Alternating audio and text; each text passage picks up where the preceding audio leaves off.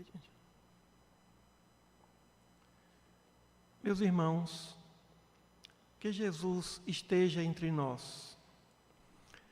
Vamos fazer umas reflexões na noite de hoje a respeito daquele momento em que Jesus, logo após a última ceia, se retirou ao jardim de Getsêmani, uma região que ficava bem no início do Monte das Oliveiras, no sopé do Monte das Oliveiras.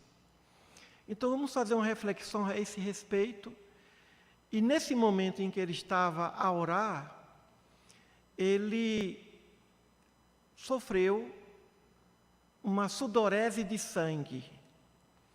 Quando nós escrevemos a obra O Tratado dos Evangelhos, algumas opiniões e explicações na área da saúde, eu sempre me reportava à nossa irmã, a doutora Marisley, porque ela é uma estudiosa dessa área, e por isso eu gostaria de convidá-la para ler o texto e explicar para nós o que se passou com Jesus, que durante a oração, ele deixou que gotas de sangue saíssem do seu corpo e pudessem tocar a terra.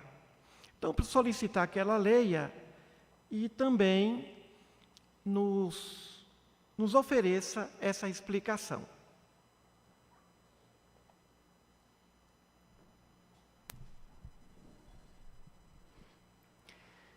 Irmãos e irmãs, boa noite. Obrigada aí por essa oportunidade e responsabilidade. Bom, esse texto ele está em Mateus, Marcos, Lucas e também em João. Jesus no horto de Getsêmani. Então, Jesus chegou com eles a um lugar chamado Getsêmani, onde havia um jardim, no qual ele entrou com seus discípulos. Chegando ao lugar, disse-lhes: sentai-vos aqui, enquanto vou ali orar. Orai também, para que não entreis em tentação. E levando consigo Pedro e os 2 filhos de Zebedeu, Tiago e João, começou a sentir pavor, angústia e tristeza, e disse-lhes: minha alma está triste até a morte. Ficai aqui e velai comigo. Adiantando-se um pouco, afastou-se deles cerca de um arremesso de pedra. Prostrou-se com o rosto em terra, pôs-se de joelhos e orou para que, se fosse possível, passasse dele aquela hora. E disse: Abba, ó Pai, tudo te é possível. Meu Pai, se é possível, afasta de mim este cálice. Todavia, não seja como eu quero, mas como tu queres. Faça-se não a minha, mas a tua vontade. Voltando aos discípulos, encontrou-os adormecidos pela tristeza e disse a Pedro: Simão, tu dormes? Então não pudeste vigiar 1 hora comigo? Por que dormis? Levantai-vos. Vigiai e orai para que não entreis em tentação, pois o espírito, na verdade, está pronto, mas a carne é fraca.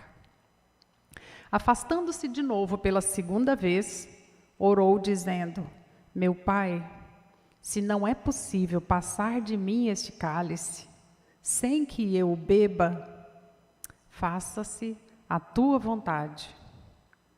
E voltando-se outra vez, encontrou-os dormindo, porque tinham os olhos pesados de sono e não sabiam o que responder-lhe.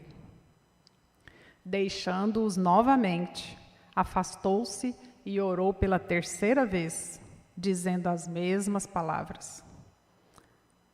E começando a agonia, orou mais intensamente.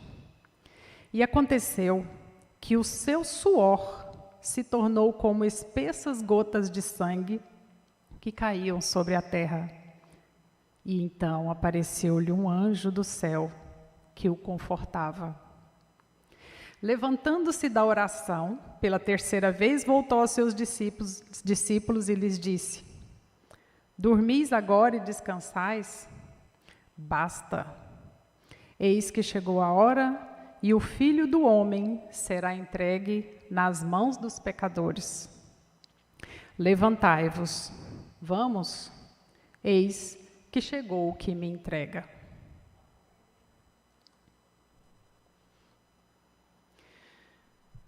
Essa é uma passagem bastante simbólica e emocionante, por sinal, pois é um momento em que Jesus mostra toda a sua humanidade, mas ao mesmo tempo mostra o seu caráter divino.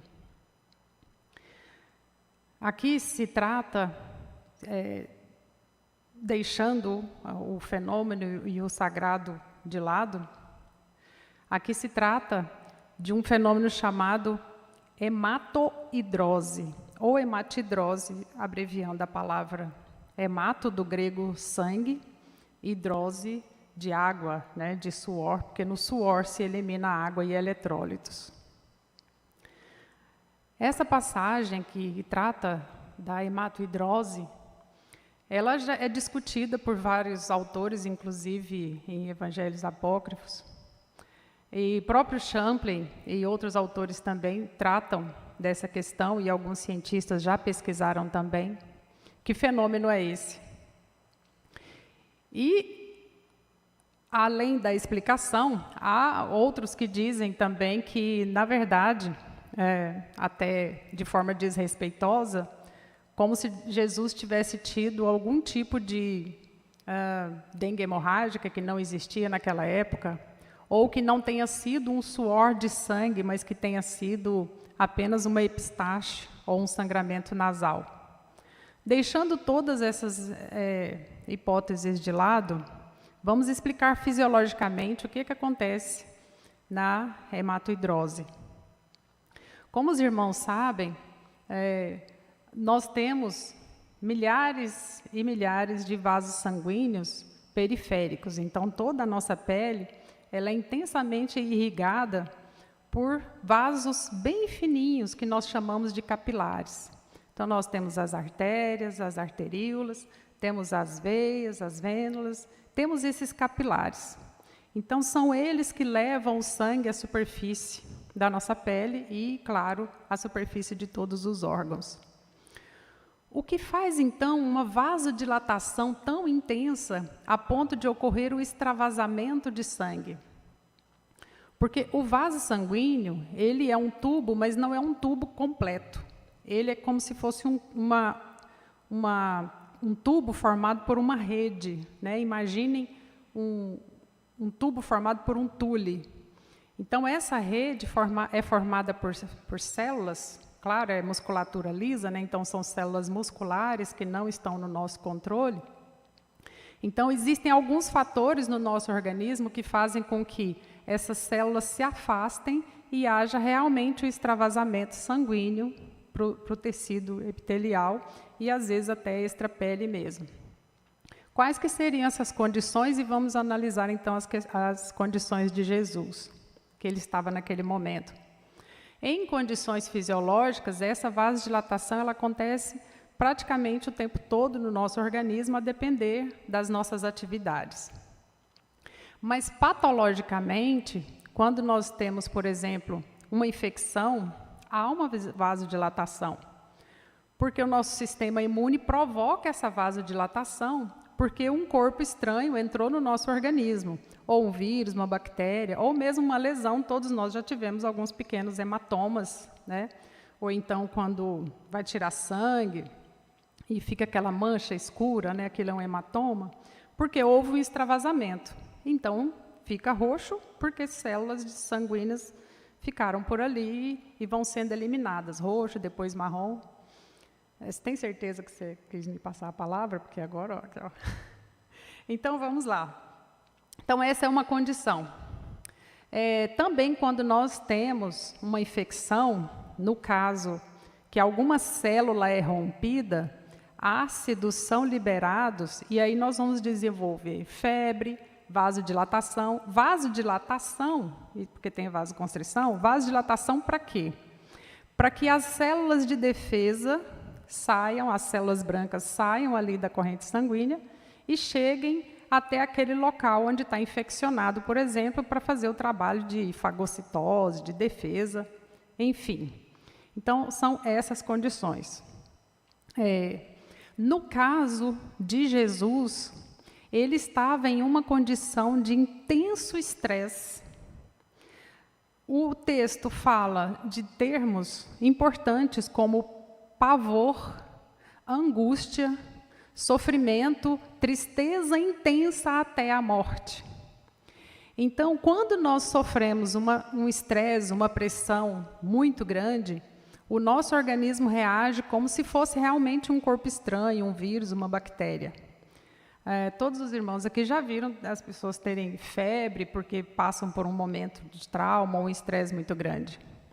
Então, essa vasodilatação de extravasar suor junto com sangue, e no texto, em várias traduções, está lá realmente um sangue espesso, não foi qualquer volume, essas gotas de suor junto com sangue, provavelmente foram o resultado de uma reação do seu organismo a esse intenso estresse.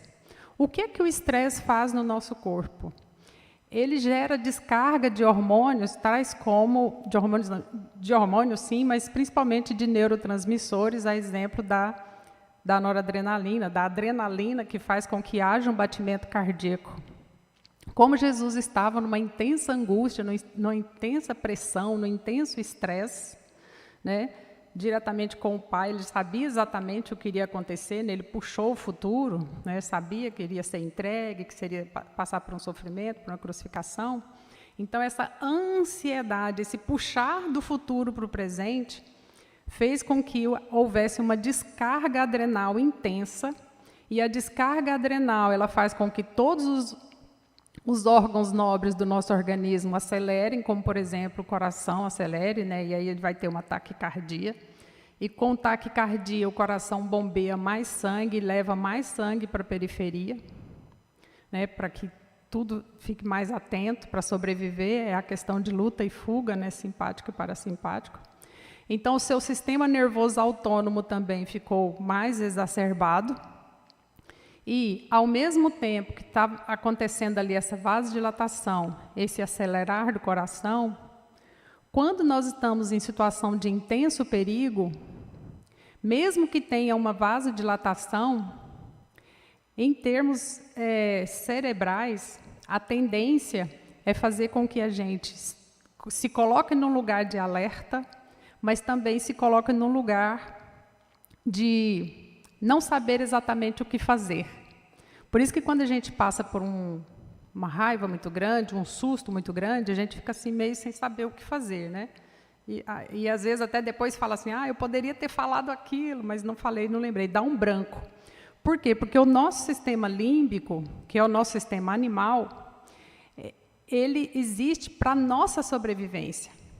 Então, o neocórtex, que é a parte do raciocínio, da memória, do hipocampo, né, que está ali no límbico também, vai ser interrompido. Para quê? Para que haja a sobrevivência. Então, a parte de raciocínio diminui um pouco, intestino também para um pouco, né? Pulmão começa a respirar mais e a nossa respiração fica mais acelerada, coração fica acelerado e os vasos periféricos, então, eles começam a agir. Mas muito interessante é que, nesse caso, deveria haver uma vasoconstrição e não uma vasodilatação. É aí que a gente percebe que houve realmente um fenômeno sagrado. Algo muito raro de acontecer. Porque quando nós passamos por um estresse, percebam que as extremidades elas ficam pálidas. Porque há vasoconstrição periférica. No caso de Jesus, aconteceu o contrário. Houve uma vasodilatação periférica e com esse extravasamento. Então, foi uma luta ali entre fugir ou atacar, entre simpático e parasimpático, né? Entre fazer algo e não fazer nada, porque ele sabia o que ele estava fazendo. Então, de alguma forma, esse extravasamento de líquido, de água e de sangue que aconteceu com Jesus foi algo que ultrapassou a barreira daquilo que a gente chama de homeostase, né? Tão bem explicado por Guyton, em Fisiologia Médica. Ele ultrapassou aquilo que se chama de homeostase, ou seja, de equilíbrio, de feedback positivo e feedback negativo. Então, de alguma forma, houve ali realmente um fenômeno sagrado e que podemos explicar apenas até 50%, porque os outros 50% foi realmente uma manifestação divina, de maneira que Jesus derramou aquilo ali, aquele sangue, por todos nós. Porque junto com o pavor que ele sentia, ele também sentia um intenso amor. E ele estava se doando ali completamente por todos nós. Isso é amor também. Muito obrigada.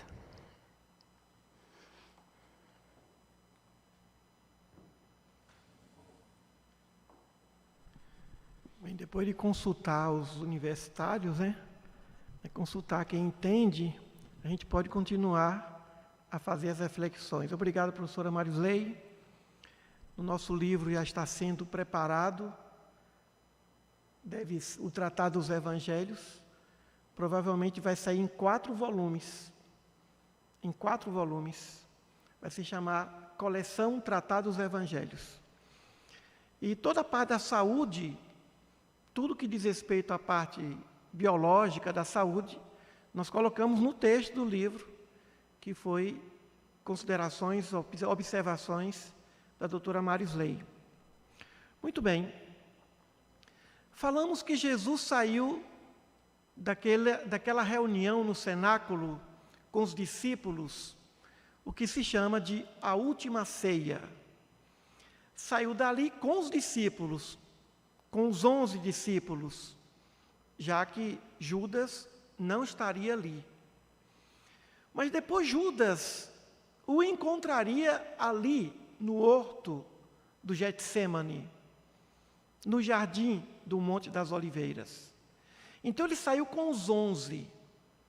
E como ele tinha o hábito de momentos mais graves, apenas solicitar a presença mais próxima de 3 discípulos deles, Pedro, Tiago e João, filhos de Zebedeu, Tiago e João.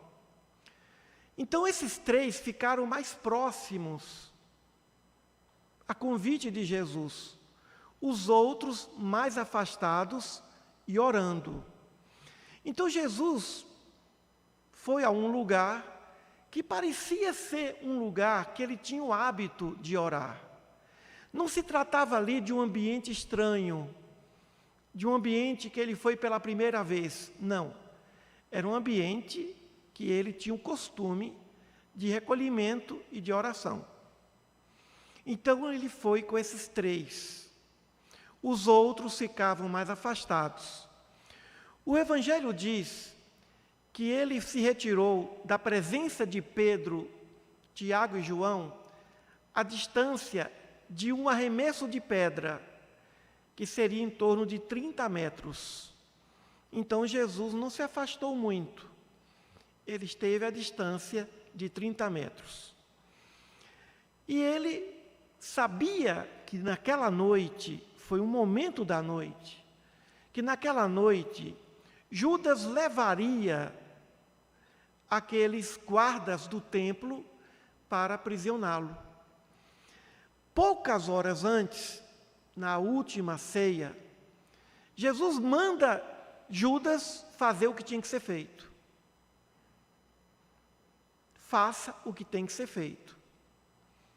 Isso gera uma certa polêmica, mas Jesus sabia que Judas o entregaria com um beijo, e ele disse isso. Quando os soldados chegaram, Judas se aproximou e o beijou. E ele disse: Judas, com um beijo, você trai o Filho do Homem. Então, parecia que aquele ponto ali era o ponto de convergência. Judas sabia que depois da última ceia, Jesus estaria no horto do Getsêmani, que Jesus estaria naquele lugar. Judas sabia onde ele estaria. Já era noite. Então ele se recolheu para orar. Alguém poderia questionar, mas se os discípulos dormiam, como é que eles sabem? Como é que eles podem afirmar como foi a conversa entre Jesus e Deus e o Pai? De onde vem essa informação? Jesus teria contado, depois da ressurreição, depois da crucificação, teria contado aos discípulos como foi essa oração? Os evangelhos não narram. Mas se estavam a dormir, como é que eles chegaram a relatar isso nos evangelhos? 30 metros é uma distância que não se dá para ouvir o que alguém fala em oração. Não é possível. Provavelmente, um deles, João, e João não trata desse assunto em seu evangelho. Provavelmente João, desprendido do corpo, viu o que estava acontecendo.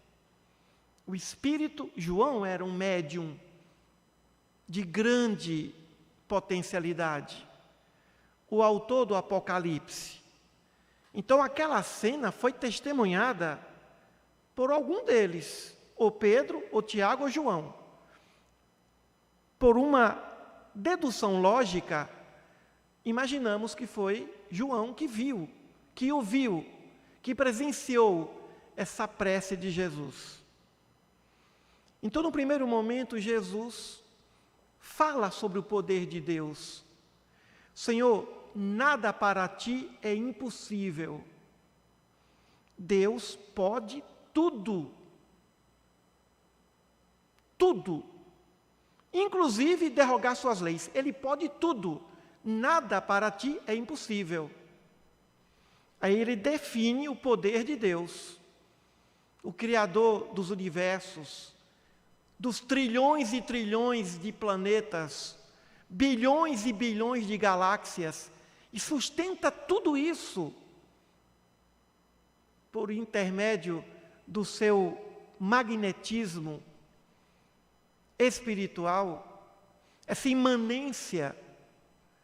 Um ser que faz tanto no mundo da astronomia, como fora do mundo corpóreo, no plano espiritual, existem ainda uma infinidade de colônias espirituais, de universos espirituais. Se existem uma infinidade de espaços infinitos, galáxias, também existem galáxias espirituais. Uma infinitude, algo que a mente humana não pode, a mente espiritual, nenhum ser pode dimensionar a grandeza do Pai. Então o Pai pode tudo, Ele pode tudo. Ele pode tudo, inclusive derrogar suas leis morais. Ele pode, Ele criou, Ele pode ser flexível. E naquele momento, Jesus, sabendo que Ele podia tudo, pediu a Ele que afastasse dele aquele sofrimento moral. Não era o sofrimento físico. Jesus não tinha medo do sofrimento físico, mas do sofrimento moral. Por ver seus amados cogitarem aquele assassinato. Porque ele foi assassinado sob uma aparência de julgamento, mas ele foi assassinado, ferindo toda a legislação romana, todo o direito romano, ferindo, inclusive, o direito judaico. Então ele foi assassinado, julgamento 6 horas da manhã, o povo não estava lá. Quem preferiu Barrabás para que fosse libertado a Jesus não foi o povo de Jerusalém, foram os membros dos templos, do templo, das sinagogas, os religiosos, principalmente os que estavam mais ligados ao Sinédrio, que era uma espécie de senado judeu. Então Jesus se retirou, buscou um isolamento, mas solicitou a presença dos seus entes queridos. Os 3 discípulos mais próximos, não eram os mais amados, mas os mais próximos da sua evolução. Isso demonstra que nos momentos de maior dor, de maior sofrimento, nós queremos estar com pessoas que nos amam, que nos consideram. E Jesus nos dá o exemplo de que mesmo naquele momento que antecedia todo o sofrimento físico, ali sim, ele sofreu. Sofreu muito mais do que na cruz. Sofreu muito mais do que quando recebeu as chicotadas, os flagelos, porque aquele foi sofrimento físico, e aí se trata de um sofrimento moral. Ele tinha algo do que se penitenciar, do que resgatar? Não.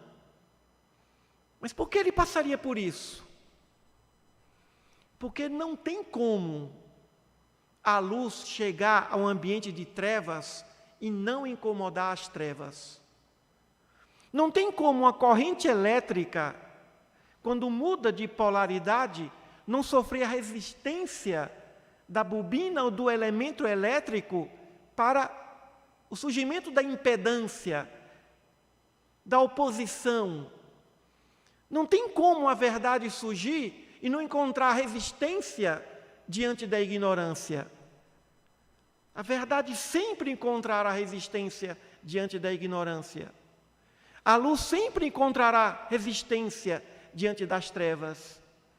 Então é evidente que Jesus, Sócrates, Mahatma Gandhi, Francisco de Assis, qualquer dos grandes luminares no campo da ciência, no campo da filosofia, no campo da sociologia, não encontrarem resistência. Então, ele passaria por essa resistência, essa oposição. E isso foi profetizado. Mas por que Jesus não queria o cálice? Que cálice era esse que ele não queria sorvê-lo?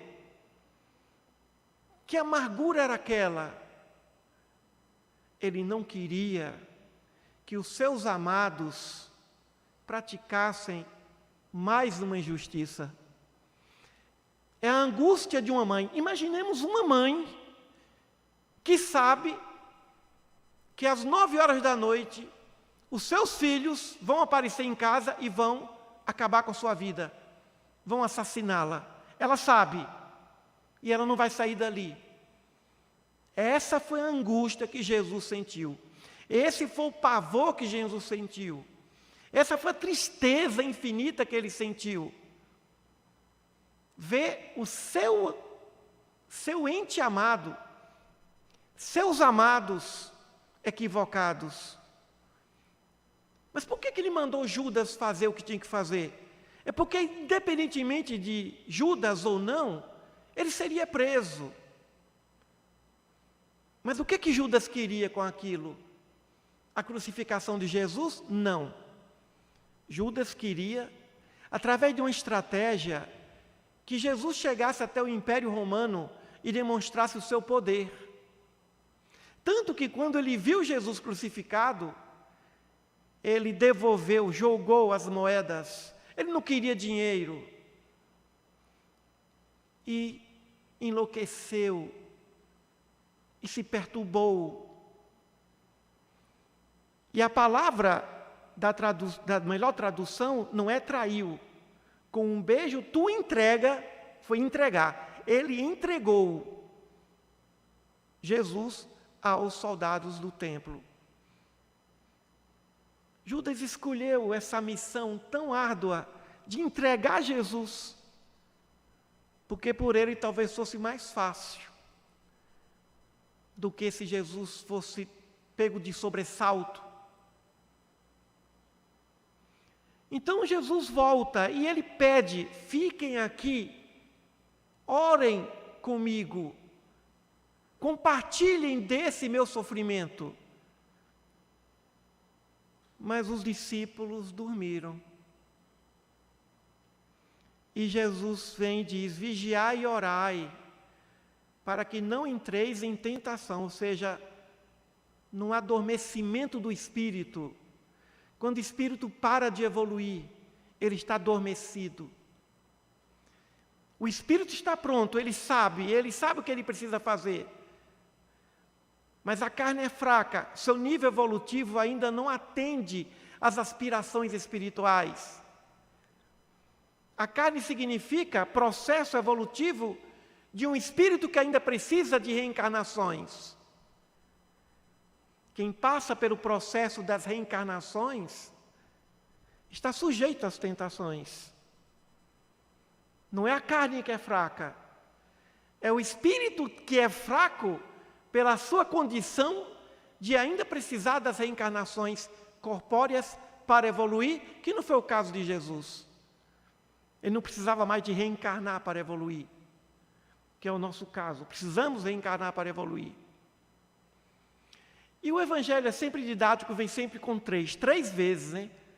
Primeira vez, ela adverte: Pedro, não consegues orar uma única hora, vigiar uma hora comigo.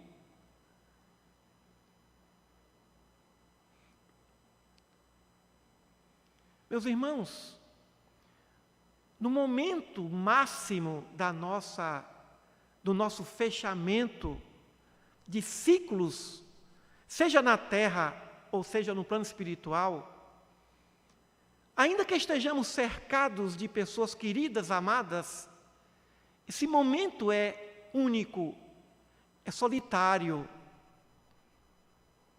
É solitário. Na vida cotidiana, um filho que está viajando, o outro que não pôde pegar o avião, a outra que não teve condições, que mora em outro país. Há sempre uma desculpa, estava trabalhando, há sempre uma desculpa para não estar ali próximo, para ajudar. O grande sofrimento de Jesus não foi a via crucis, não foi a crucificação, foi aquele momento. Aquele foi o grande sofrimento dele. Não se fala se ele sofreu a sudorese de sangue quando ele estava na cruz, nem quando ele estava carregando a cruz. Até para carregar a cruz, teve alguém que o ajudou. Mas naquele momento que foi a sua crucificação espiritual, não teve ninguém. Naquele momento, não. Mas o Pai, misericordioso e em plena sintonia com seu Filho amado, mandou um anjo para consolá-lo. Um espírito angelical familiar. Provavelmente alguém muito próximo a Jesus. E depois disso ele se sentiu mais fortalecido, mais consolado. É preciso, mãe, que teus filhos a assassinem. É preciso, pai, que os teus filhos, teus entes queridos, pratiquem o homicídio sobre ti. Qual o pai que deseja, qual a mãe que deseja, qual é o amigo que deseja, qual é o ente querido que deseja que seus afetos se voltem contra si? Ninguém. E é esse cálice que ninguém quer beber. Nem o próprio Cristo quer beber esse cálice. Mas o que é interessante, e que também nessa passagem ele demonstra que Deus não derroga as suas leis. Embora Ele possa tudo, Ele não derroga as leis. Deus não pode transformar um espírito em espírito puro de uma hora para outra. Se quiser, pode. Se Ele quiser, Ele pode criar um espírito já puro. Ele pode tudo. Mas Ele não quer. Não é da vontade de Deus contrariar suas leis, porque as suas leis vêm da sua sabedoria e da sua vontade. Então Deus não se contradiz. Deus não é um pai de contradição, que pensa de um jeito pela manhã e vai pensar de outro jeito pela manhã do milênio seguinte. Deus não é de contradição. Então Jesus sabia que Deus não iria impedir que aqueles guardas chegassem, o prendessem e levassem à presença do sumo sacerdote.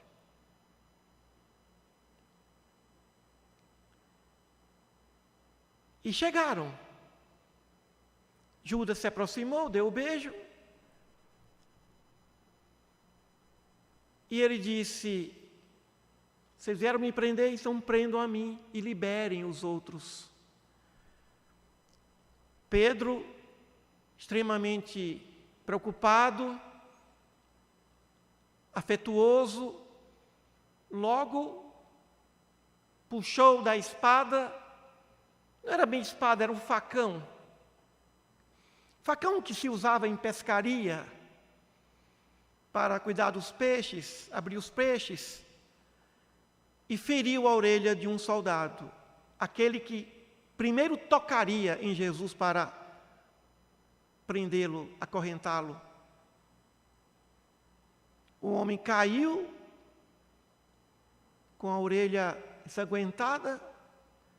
Jesus logo se dispôs a cuidar daquele homem, se atirou em direção àquele homem e curou, estancou, colou a orelha daquele soldado e disse a Pedro: Pedro, guarda a tua espada, o teu facão, porque quem fere com a espada também será ferido. Nesse exato momento, falando sobre a justiça divina. Não temos débitos perante o Pai, mas temos débitos perante a lei. E não saireis dali enquanto não pagares o último centavo, o último ceitil. Essa é a vontade do Pai. A nossa dívida para com o Pai, ela é impagável. Somos eternamente devedores dele.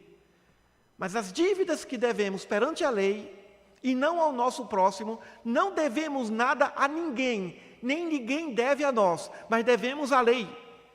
E a dívida perante a lei terá que ser paga. E é o que Jesus não queria, que as trevas ousassem contra a luz, que a ignorância ousasse contra a sabedoria. Ele queria que aqueles espíritos que faziam parte do comando do exército judaico fossem outras pessoas. Mas todos nós temos um vínculo muito forte com ele, vínculo espiritual. Por isso que é muito mais fácil amar Jesus do que a Deus. Estamos mais próximos a Ele. Amor a Deus é algo assim que leva muito tempo. Não é fácil amar o que não se vê, o que não se imagina. Mas é mais fácil amar Jesus. O nosso amor por Jesus, ele pode ser imperturbável, inabalável. Os discípulos dele, em momento algum, deixaram de amá-lo. Em momento algum, deixaram de amá-lo. Jesus foi amado por esses discípulos, pelo povo de Jerusalém, inclusive pela sua família também, apesar de não o compreenderem, mas ele foi amado. Mas ele tinha inimigos. E os inimigos, mensageiros do próprio nível evolutivo de uma sociedade atrasada, como existe hoje. E para aqueles que pensam que Jesus veio como uma gênere e que a gravidez de Maria foi uma farsa, está aí a sudorese de sangue. Precisava suar sangue.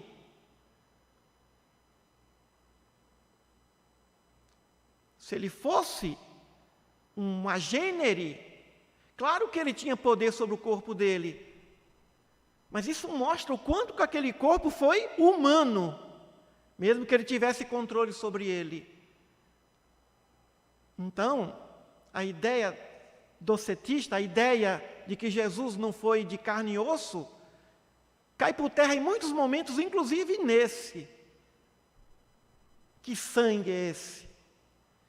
Que saiu em forma de suor e tocando a terra.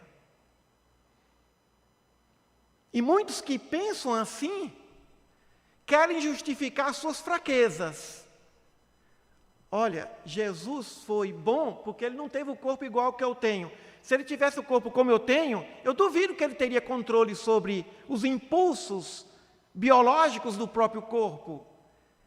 É até uma maneira de fugir da evolução, justificar e dizer que Jesus não serve como exemplo,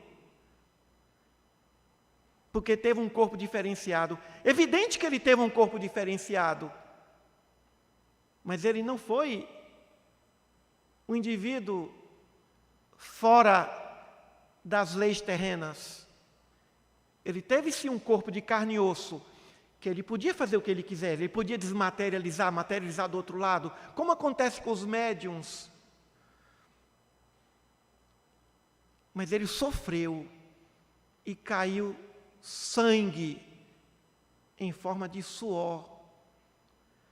E não vamos dizer que Jesus não teve um corpo de carne e osso, porque isso vai demonstrar, vai divulgar que ele não serve como exemplo, já que as nossas maiores cruzes são os nossos próprios corpos. Como limita o corpo humano a ação do espírito?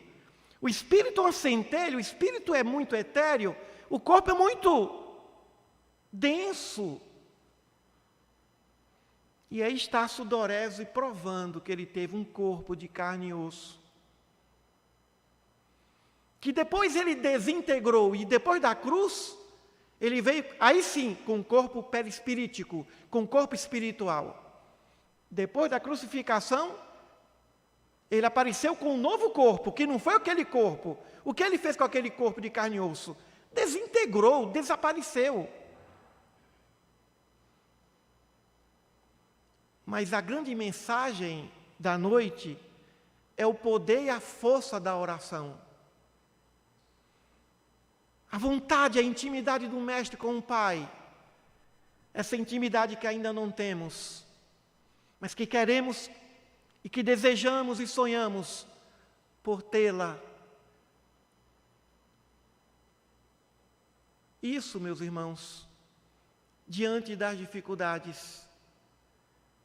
Os anjos também sentem tristezas, pavor, medo, diante da ignorância. É o que Albert Einstein diz, que ele não tem a dimensão da estupidez humana, que ele ficava em dúvida o que era mais infinito, se era o espaço ou a estupidez humana. E ele chegou à conclusão que a estupidez humana ela é infinita. Não se pode prever o quanto que o mal pode fazer. Então, a grande mensagem é o poder da oração.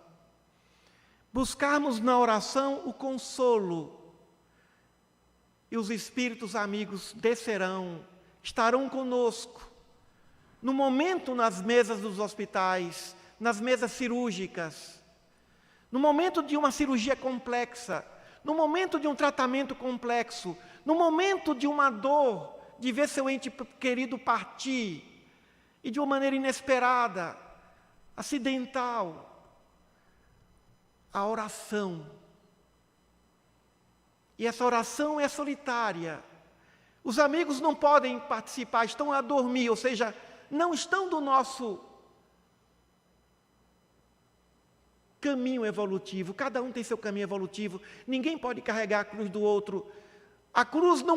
Numa cruz não cabem dois corpos, só um. Não dá para pregar duas pessoas na mesma cruz. A nossa cruz é nossa cruz, não é do outro. Não podemos transferi-la. O que podemos é confortar e ajudar o outro a carregar a sua cruz, mas não carregar a cruz por ele.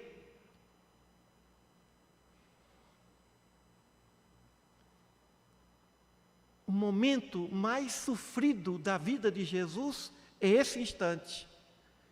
E por isso que reservamos esse tema na noite de hoje, considerada em homenagem à sexta-feira da paixão do Cristo. Paixão de amor. Não foi a crucificação, não foi o flagelo, nem a humilhação, nem a coroa sobre sua fronte. O momento de dor foi lá no Getsêmani, sozinho, sentindo tudo. Ali ele sentiu pavor, porque ele não queria beber dessa taça, desse cálice. Ele não queria ver seus amados se comprometerem perante a lei divina. Ele não queria ver a ignorância agir e a injustiça imperar, como agem e imperam até os dias de hoje. Então, em nossos Getsêmanes, em nossos momentos de sofrimento, geralmente à noite, não foi ao meio-dia, não foi à tarde, não foi pela manhã, as horas mais angustiantes do Espírito encarnado é à noite. É durante a noite que a dor parece ser maior. É durante a noite que o pavor parece ser insuportável. Mas é também durante a noite que os Espíritos se aproximam mais e nos consolam e nos renovam. Então não tenhamos medo da noite. Não tenhamos medo, porque o Pai a todo instante nos conforta e nos confortará. Não tenhamos medo da doença, da perda de entes queridos, não tenhamos medo de nada, nem mesmo das nossas quedas morais, porque para tudo tem remédio. Do que devemos ter medo? De absolutamente nada. O que precisamos é da consciência iluminada pela compreensão de que tudo o que acontece tem uma autorização de Deus. Nada acontece sem o seu controle. Ele tem um controle de tudo e de todos. E nós não temos o controle de praticamente nada, a não ser de algumas opções vinculadas ao livre-arbítrio. Mas mesmo quando nós decidimos alguma coisa, quando o Pai não quer, não acontece. A bala passa pelo corpo e não atinge nenhum órgão. Mas quando o Pai autoriza, a senhora vai cuidar do seu jardim, sofre o ferimento de um espinho e morre de tétano. Quando Ele autoriza, é porque tem uma razão de ser, mesmo que nós não tenhamos conhecimento sobre isso. Então não vamos ter vergonha das nossas tristezas, das nossas depressões, dos nossos medos. Tudo isso faz parte do processo evolutivo de todos nós. Que Ele receba a nossa gratidão infinita, por ter vindo a esse planeta, por tanto amor que Ele tem por nós. E que Ele nos perdoe por ainda estarmos a dormir, por ainda não velarmos, porque Ele ainda sofre com seu rebanho, alguns tão desgarrados, algumas ovelhas tão desgarradas. e que Ele receba a nossa imensa gratidão e o nosso pedido de perdão. Mas que Ele saiba que, apesar de tudo isso, Ele é amado por nós. E quem não o ama ainda é porque não o conhece. Porque é impossível não amar Jesus quando se conhece, quando o conhece. Seja pelo estudo, seja pela imaginação, seja a proximidade, seja pelos vínculos eternos do misterioso ciclo da evolução espiritual. Muita paz a todos, que o nosso querido mestre, amado mestre, grandiosíssimo mestre, nos dê uma ótima noite e uma semana de paz.